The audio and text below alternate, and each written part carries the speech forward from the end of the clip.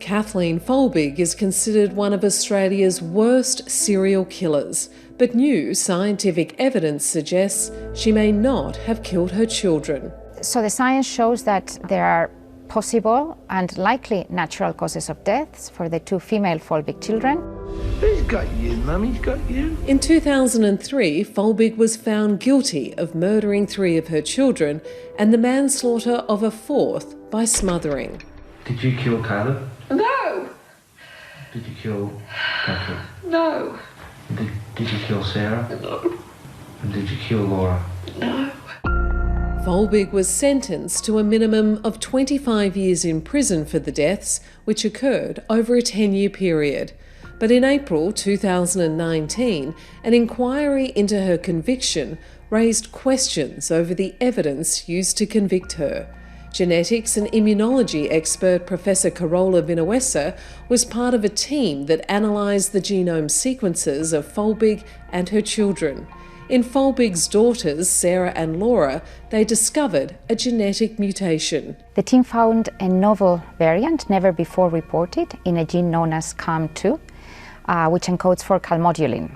Calmodulin mutations typically are associated with cardiac arrhythmias that can cause sudden unexpected death in children and adults, both while awake and while asleep. The scientists also found a possible genetic cause of death for Folbig's 2 sons, Caleb and Patrick.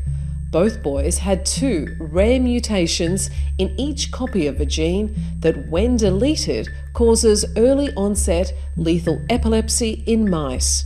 But more research is needed to know whether these variants can cause the disease. You just love doing that, don't you? The children's DNA was sequenced from 20 to 30-year-old blood samples taken from when they were born. Professor Vinuesa says the genetics technology used today is far more advanced than what it was in 2003 during Folbig's trial.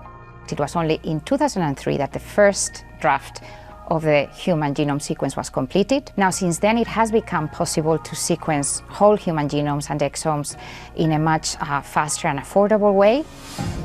Professor Vinuesa's research about the rare CAM2 variant has been published in Europace, a highly regarded international scientific journal. The research involved 27 scientists from 6 countries. They concluded that the 2 girls likely died from a heart rhythm disorder. This evidence has been confirmed by multiple laboratories, all reaching the same conclusions. I think it highlights that we do not need a single unifying cause of death for the 4 children. The Australian Academy of Science, because questions need answers.